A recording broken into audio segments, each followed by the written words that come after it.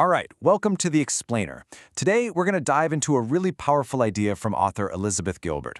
It's all about how we can protect our creativity from, our own anxiety by completely rethinking what it means to be a genius. So, let's start with a question. A pretty terrifying one, actually. This is what Elizabeth Gilbert heard over and over again right after her book, Eat, Pray, Love, became this massive global phenomenon. People would come up to her and ask this. Can you even imagine that kind of pressure? This fear isn't new at all. It's something that has haunted artists for, centuries. But Gilbert asks a really profound question. What if all that pressure, what if it doesn't actually have to come from you? She suggests this incredible shift in perspective that might just change everything. Okay, so let's get into what she calls the curse of creative success. Really, it all boils down to the immense psychological pressure we put on ourselves and our creative work. And this pressure, it really creates two big, powerful fears that haunt pretty much every creator out there. And this is where it gets kind of damned if you do, damned if you don't, right? Before you have any success, you're just petrified of rejection. But then you actually succeed, and this whole new fear pops up, the fear that your best work is already behind you. It's just this constant state of anxiety no matter what.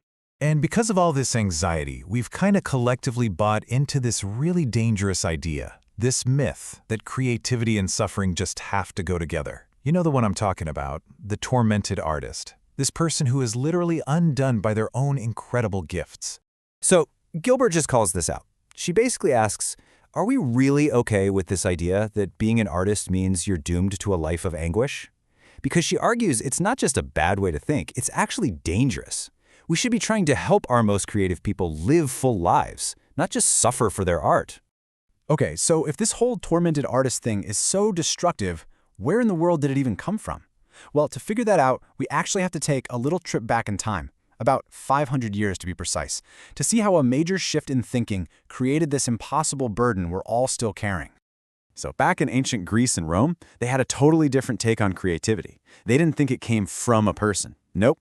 They believed it was this divine external spirit. The Greeks called it a daemon, and the Romans, they called it a genius.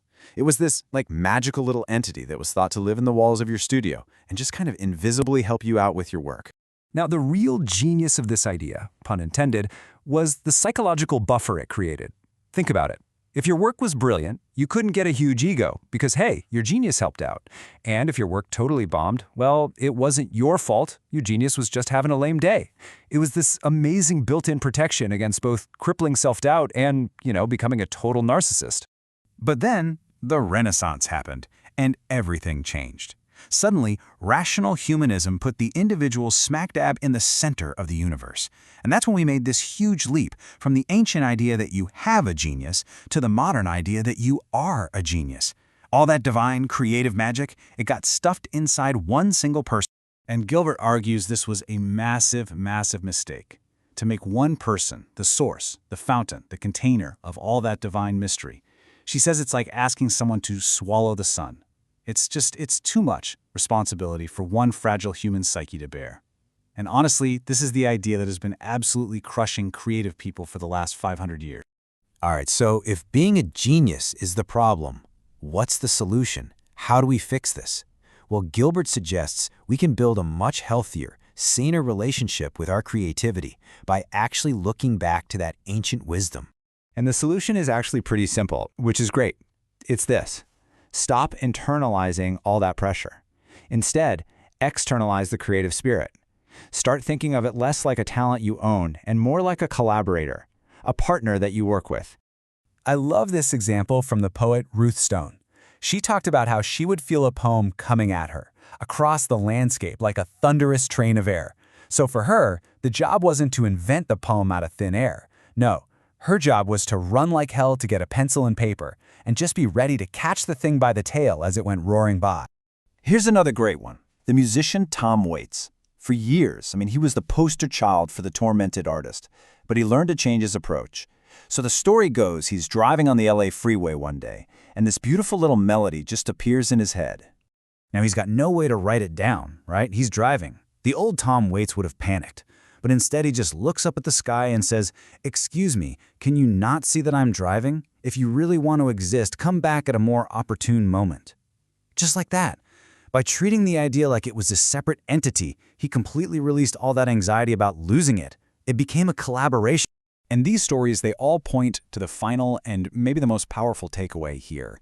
And that's that we have to redefine our job in the creative process. Your job isn't to be a genius. Your only job is to show up. I mean, this just flips the whole script, doesn't it? Your responsibility is not to be a genius. It's just to do your part of the job. Gilbert actually did this when she was writing the follow-up to Eat, Pray, Love. She would talk to an empty corner of a room and say, basically, okay, I'm showing up for my part of the job. She made it clear that the rest was totally out of her hands. And she has this beautiful metaphor to wrap this all up, and it's a history of the word ole. So it apparently started way back with North African dancers.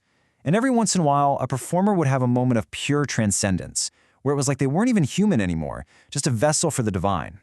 And when that happened, the audience would start chanting, Allah, Allah, meaning God, God. And as that tradition moved into Spain, that chant of Allah eventually became the ole that we all know today. So this sets up the big moment of truth for any of us who create things. If you just show up to do your work, what happens? Well, the first possibility is the genius shows up too. Inspiration strikes. You glimpse that moment of wonder. And in that moment, all you can say is ole, right? That's the magic. That's what we all hope for. But what about all the other days? What happens when the genius doesn't show up? Well, the answer here is just as important. You do your dance anyhow, because that is your job. That is the one part of this whole equation you can actually control. And that right there is the final, crucial shift. The real victory isn't the magical outcome. It's the courage to do the work anyway. It's about giving yourself an ole nonetheless, just for having the sheer human love and stubbornness to keep showing up. And when you think about it that way, well, that's a relationship with creativity that won't just keep you sane. It'll keep you creating.